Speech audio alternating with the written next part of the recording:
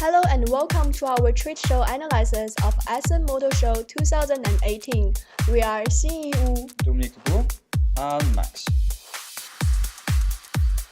In line with our practice and skills tasks of attending and announcing a trade show, we decided to visit the Essen Motor Show 2018. Only Xin Wu and Max Glowacki personally attended the Essen Motor Show, as me, Dominique de Boer, was not yet part of the group and only joined afterwards. We decided to visit the Essen Motor Show because there was not really an extensive list of available alternatives, as most trade shows take place in the summer, and because it was not too far away from our homes, therefore it's more accessible than the alternatives. First of all, we'll give general information about the Essen Motor Show. Secondly, we'll talk about our first impressions. Thirdly, we'll evaluate the various sales techniques that we observed, as well as comparing them to the sales techniques that were explained during class. Fourthly, we'll talk about one exhibitor in more detail. And fifthly, we'll give a summary of an interview we did with one of the exhibitors. Lastly, we'll give a conclusion of the most important learning points.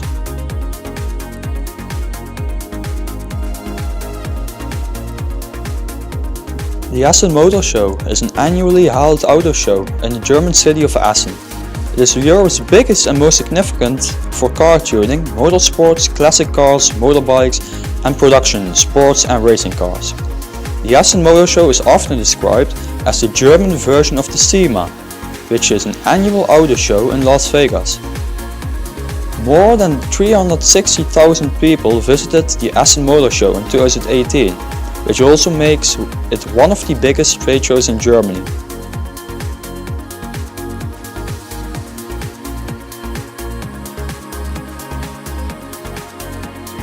We had a very positive first impression of the show. It became quickly clear that the planners of the Essen Motor Show had the layout of the show really well done, which means that even though there was a high amount of visitors, it was fairly easy to walk around the halls without it ever getting too crowded. Furthermore, most of the exhibitors had large show spaces, while also employing a fairly high amount of staff that were able to answer most of the visitors' questions. Additionally, visitors in most cases were able to get up close to the presented products.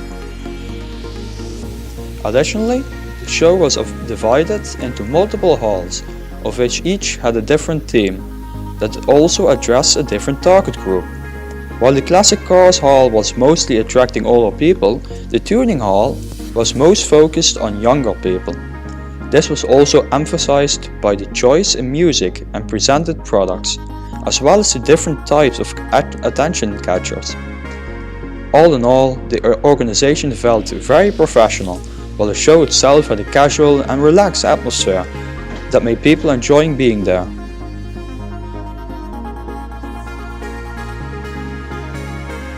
Now we'll talk about the sales techniques we observed. There are several good techniques, but also a few bad ones. Positive: most of the exhibitors were employing good and effective sales techniques. The majority was especially effective at using techniques to catch the audience attention.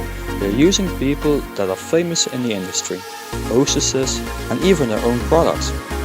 Furthermore, a lot of exhibitors had multiple staff members that were able to answer most questions and provide further information about their company and products.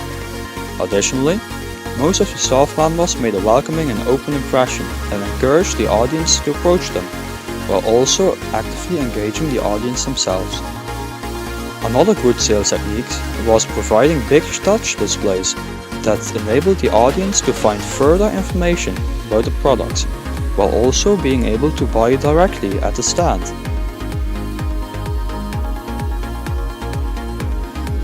Moreover, the fact that the show was divided up into halls made it also very easy for the audience to find what they were interested in. This was also reinforced by the different approaches of how the companies were representing themselves. For example, the companies in the tuning halls, which were more focused on younger people, while portraying themselves as energetic and casual by wearing casual clothing, we are playing loud modern music. The classic cars exhibitors, however, were using almost no music and their staff members were almost exclusively wearing business attire. Lastly, almost all of the exhibitors were demonstrating their products, like, for example, the car cleaning product manufacturers or the tuning companies, which are showing the results of their work by providing access to the customized engines, interiors and paint jobs or wraps. Negatives. There were also a few bad examples of sales techniques present. Almost all of them revolve around the staff members present at the stalls. One staff member was giving the impression that they were not interested in communicating with the audience by hiding behind their laptops or turning their back towards the audience. Furthermore, some exhibitors either had only a small number of staff or no staff at all, which made it almost impossible for them to interact with the audience. Another example of a poor sales technique were the staff members that were not really prepared and had issues explaining their own company's products to the audience.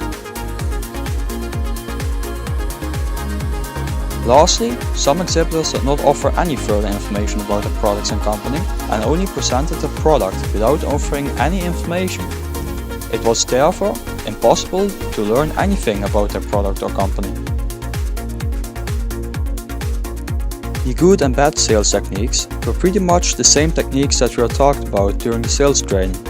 Most exhibitors were trying to engage the audience in some way or another and also offer the chance to close a sale directly at their show space. In addition, it could also be mentioned that, just like the trainer told us during the sales training, most exhibitors were not handing out free items. This meant that only people that were actually interested in the company's products were visiting the exhibition.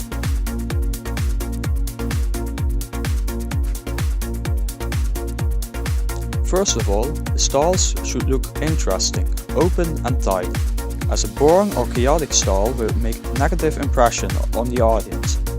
Secondly, the staff should be friendly, open, so that the customer feels comfortable being in the stall and talking to the staff. Thirdly, being proactive at engaging the customers. The staff should not just stand around there and wait for the customers to approach them, as a lot of people do not feel comfortable when approaching strangers. Lastly, having some kind of attention catcher. This could be a hostess, a big display, showing commercials of your own product and company, or a demonstration of your own product. Using an effective attention catcher is vital for a company, as you cannot make a sale if no one is coming to your store.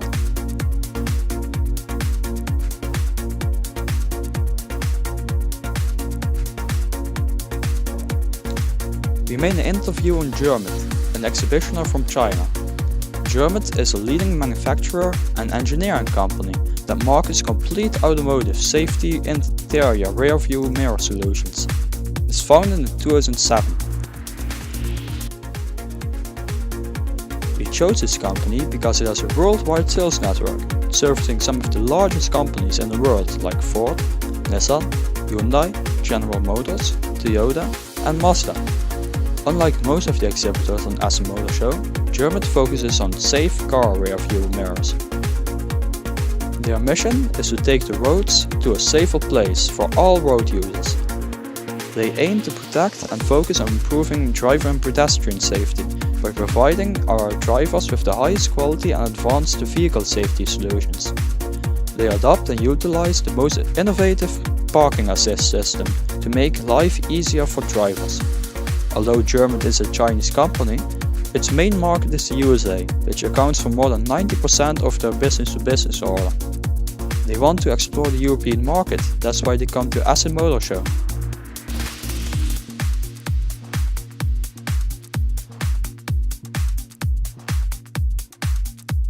Visiting the Essen Motor Show was a very pleasant and useful experience. It showed us how a trade show can be a useful tool for a company, not to only increase its brand awareness, but also to make sales deals.